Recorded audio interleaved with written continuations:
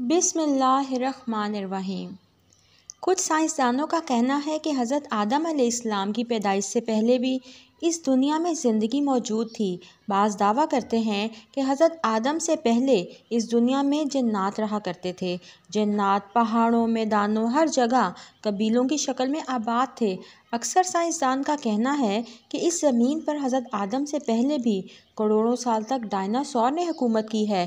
کچھ عرصہ تک وہ اس دنیا میں رہے اور پھر انسان کی آمد کے ساتھ ساتھ ڈائناسور کی نسل ختم ہو گئی۔ سوال یہ پیدا ہوتے ہیں کہ یہ دنیا کیسے بنی؟ سب سے پہلے کس کو پیدا کیا گیا؟ زمین کو اللہ نے کب بنایا؟ اور آخر اللہ نے انسانوں کو پیدا ہی کیوں کیا؟ اس میں کوئی شک نہیں کہ زمین و آسمان بلکہ اس کائنات کی ہر چیز اللہ نے ہی پیدا فرمائی ہے۔ قرآن پاک میں اللہ تعالیٰ نے سورۃ الحدید کی آیت نمبر 4 میں ارشاد فرمایا ہے، وہی ہے جس نے آسمانوں اور زمین کو 6 دن میں پیدا کیا، پھر عرش پر جلوہ فرما ہوا۔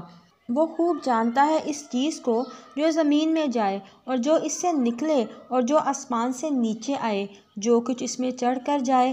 جہاں کہیں تم ہو وہ تمہارے ساتھ ہے اور اللہ تمہارے اعمال کو دیکھ رہا ہے۔ اس طرح اللہ تعالیٰ نے سورۃ الحود کی آیت نمبر 7 میں فرمایا ہے، اور اللہ ہی ذات ہے جس نے 6 دن میں آسمانوں اور زمین کو پیدا فرمایا اور اس کا عرش پانی پر تھا۔ امام احمد بن حنبل سے ایک روایت ہے کہ رسول اللہ صلی اللہ علیہ وآلہ وسلم نے کسی صحابی سے پوچھا کہ اے اللہ کے رسول، آسمانوں اور زمین کو پیدا کرنے سے پہلے ہمارے پروردگار کہاں تھے؟ آپ نے فرمایا، ماں میں تھا، یعنی اللہ تعالیٰ کے سوا کچھ بھی نہ تھا، نہ اس کے اوپر ہوا تھی نہ اس کے نیچے ہوا تھی، مطلب یہ کہ کچھ نہ تھا، پھر اس نے پانی بھر کر اپنا عرش پیدا کیا، گویا یہ تھی مخلوق کی ابتدا۔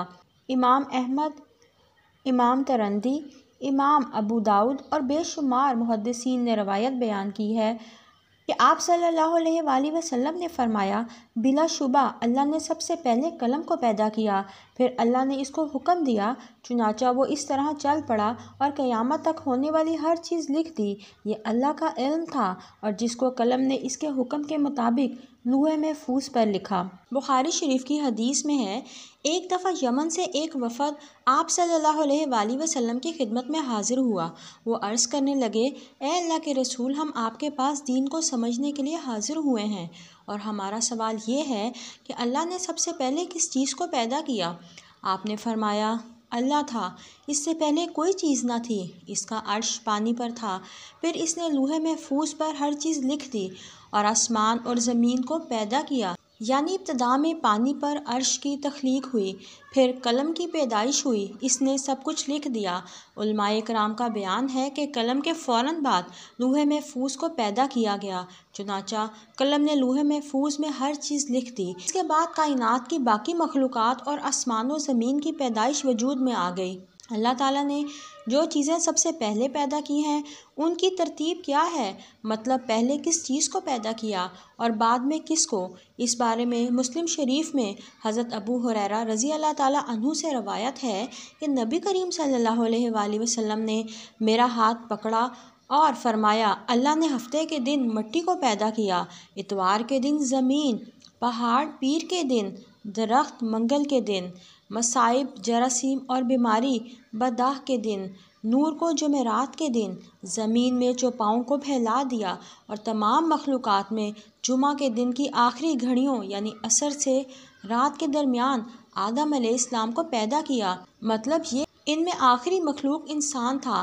اس حدیث میں مختلف حالات کو نہایت وضاحت سے بیان کیا گیا ہے۔ اس سے بخوبی پتہ چلتا ہے کہ ابتدائی مخلوقات کی تخلیق کیا تھی۔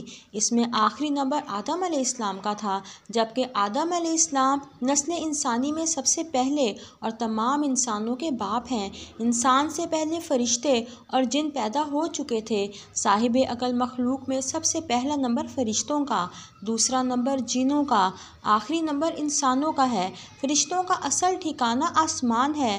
اللہ تعالیٰ سورۃ الشعراء کی آیت نمبر 5 میں فرماتے ہیں، قریب ہے کہ آسمان اپنے اوپر سے پھٹ پڑے اور تمام فرشتے اپنے رب کی تسبیح اور تمجید بیان کرتے رہے ہیں۔ اور زمین والوں کے لیے استغفار کر رہے ہیں۔ خبردار، اللہ تعالیٰ معاف کرنے والا اور رحمت کرنے والا ہے۔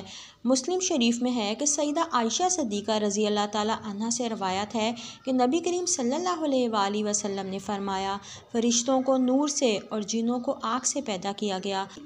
آدم کو اس چیز سے پیدا کیا گیا جو تمہارے لیے بیان کر دی گئی ہے، یعنی مٹی سے۔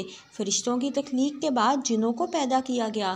جنوں کو بھی انسانوں سے پہلے پیدا کیا گیا، جیسا کہ سورۃ الحجر کی آیت نمبر 27 میں فرماتے ہیں، اور اس سے پہلے جنات کو ہم نے لو والی آگ سے پیدا کیا۔ جنات کے بارے میں سب سے زیادہ آیات اور احادیث موجود ہیں۔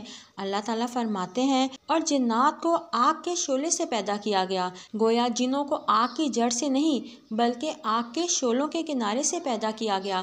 قرآن مجید میں اللہ تعالیٰ نے ابلیس شیطان کا قول نقل کیا، تو نے مجھے آگ سے پیدا کیا۔ اس طرح پہلے بھی بیان ہو چکا ہے۔ اللہ نے فرمایا، اس سے پہلے جنات کو ہم نے لو والی آگ سے پیدا کیا ہے۔ جنات کی اصل اور بنیاد۔ ابلیس ملعون بھی جنات میں سے ہے، اور اس مسئلے میں کسی کو تردد اور شبہ نہیں ہونا چاہیے، اس لیے کہ قرآن مجید میں ہے، اور ابلیس جنوں میں سے تھا، مطلب یہ کہ وہ فرشتوں میں سے نہیں تھا۔ حسن بصری رحمۃ اللہ علیہ فرماتے ہیں کہ وہ پلک جھپکنے کے برابر بھی فرشتوں کی جنس میں داخل نہیں ہوا۔ حضرت عبداللہ رضی اللہ تعالیٰ عنہ اور عبداللہ بن عباس رضی اللہ تعالیٰ عنہ فرماتے ہیں، وہ ہماری زمین پر رہائش پذیر تھے، لیکن جب جنات فتنہ اور فساد میں مبتلا ہو گئے اور حد سے بڑھ گئے تو اللہ تعالیٰ نے فرشتوں کا ایک عظیم الشان لشکر ان پر حملہ آور ہونے کے لیے بھیج دیا۔ فرشتوں اور جنات میں بہت زبردست لڑائی ہوئی، اور اللہ کے حکم سے فرشتوں نے جنوں کو شکست دے دی، اور وہ میدانوں سے بھاگ کھڑے ہوئے، اور انہوں نے سمندروں اور جزیروں میں پناہ لے لی۔ چنانچہ آج تک ان کے رہنے کی جگہ یہی جزیرے، جنگلات اور پہاڑ ہیں۔ اس واقعہ کے 2000 سال بعد اللہ نے حضرت آدم اور حوا علیہ السلام کو زمین پر اتارا، اور پھر ان سے تمام انسانیت کی نسلیں چلیں، اور ایسے ہی ایک دن اللہ رب العالمین اس زمین پر انسانوں کو بھی ختم کر دے گا، اور جیسے ہی یہ دنیا ایک دن پیدا ہوئی ہے ویسے ہی ایک دن ختم ہوگی۔ دعا یہ ہے کہ اللہ ہم سب کو موت سے پہلے نیک اعمال کرنے کی توفیق عطا فرمائے۔